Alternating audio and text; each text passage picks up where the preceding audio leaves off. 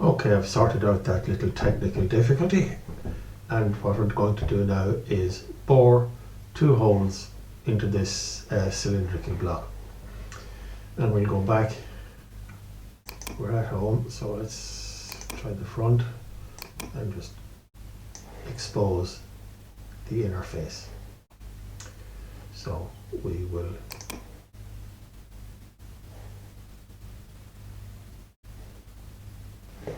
create a sketch here. Okay, and first thing we're going to do is draw a circle.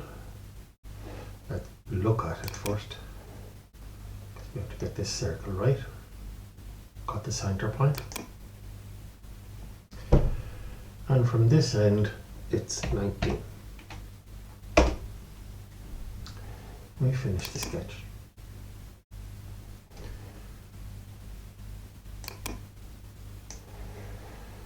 And I'm going to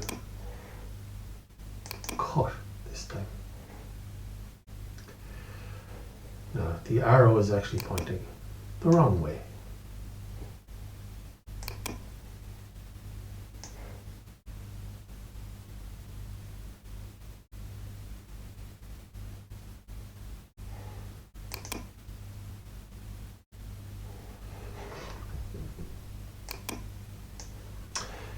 So I want the 19 one to go minus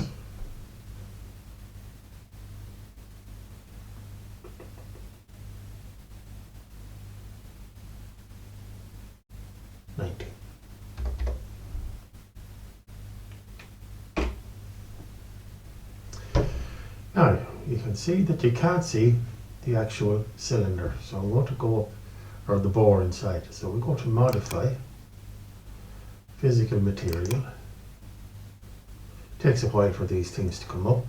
This is the library, so I go to liquids and I pick water. You click on the picture, you hold it and you drag it out onto the object. Now why did I pick water? Because you can see through water. So you look through the water and you can see what you're doing inside the actual cylinder. Now, obviously you wouldn't be able to play the flute, but it's a great way for seeing what's going on inside a bore. Okay, we're finished with the materials. Now what I want to do is I want to draw another cylinder, another circle, and this one has to be 20.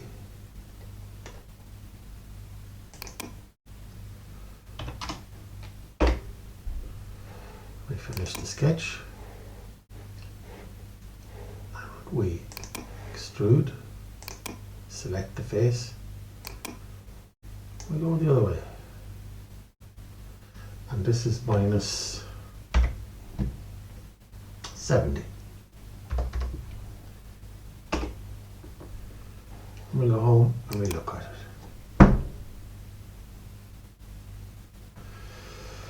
Now we want to put in the embouchure. Now the embouchure is a hole drilled vertically through the cylinder walls. So we have built this on the YZ plane. So we need to build the embouchure either on the XY, which case it will come out towards me, or XZ, in which case it will go vertically up like the chimney on a house, and that's the one we'll go for. So we will build a sketch on the XZ plane. And this is where we definitely need to look at. Now the embouchure I'm going to build is what I call the racetrack embouchure, or a slot. That's what Fusion calls a slot. So we will go for a slot. I'm going to go for a center point slot because I can anchor a single point on the center point slot to an axis and to the origin. So we'll go for a center point slot.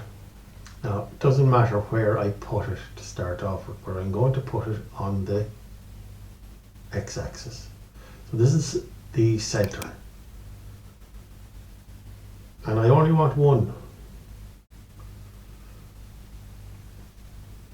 1 millimeter here because the slot is going to be 10 deep and 12 long.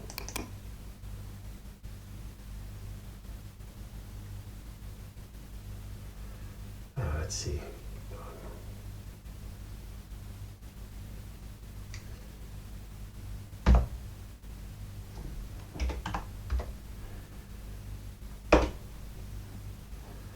So I have a slot which is from center to the center of the half circle there is 1 mil and it's 10 mil across. Now I need to, it's already anchored. You can see this little symbol here, it's anchored on the x-axis. That center point is anchored on the x-axis. See the blue line? But I want it also to be a specific distance from the origin. So I'll just take that stuff up out of the way. Okay, now we go to sketch dimension. And I'm going to select that midpoint and we select the origin. It doesn't matter which way you go here, or this is setting the distance from the x. And we want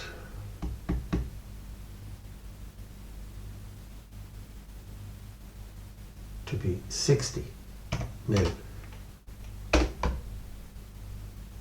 from the origin, and you can see how the slot has actually moved now. And we'll finish the sketch. And we go home so that we can see where it is in the great scheme of things. So now I'm going to extrude that. And you can see it's coming in the right direction. And it has automatically picked up that it has to be an operation cut. But the extent type, I'm just simply going to make it all. And we hit OK.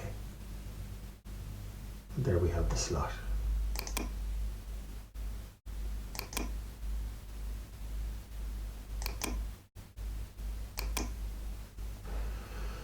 So you can see having the object transparent as water gives you a great advantage in being able to check your layout. But now you need to check your dimensions. And the best way to check your dimensions that I know of is to actually go and create a new drawing. And we from design. And over here we'll take full assembly. That'll do. Create new from scratch. The standard is ISO. My units are millimeters and my sheet size is a standard A4 page landscape orientation. We'll do OK. You can see what happens here. So I just throw this anywhere in the center. So I place the view. Then go for the scale. 1:1 looks nice. But if I hit OK there, all I have is the outside. So put the cursor over the drawing again, double click. That'll bring back up the dialog box. And I will go for visible and hidden edges. Close. Now you can see the embouchure, the recesses for the rings, and the internal bores for the nickel silver tubes, the sliders. So what I'd like you to do now yourself is to practice putting in dimensions. So I'll try, what's the overall length? So I'll click on that line there. Then I'll click on that line there. My overall length looks good. What about that fella? 4. Lovely. What about the diameter here? Click, click, 20. So it's a good idea for you to actually start putting in dimensions. If you don't like the dimension you put in, if you click on it,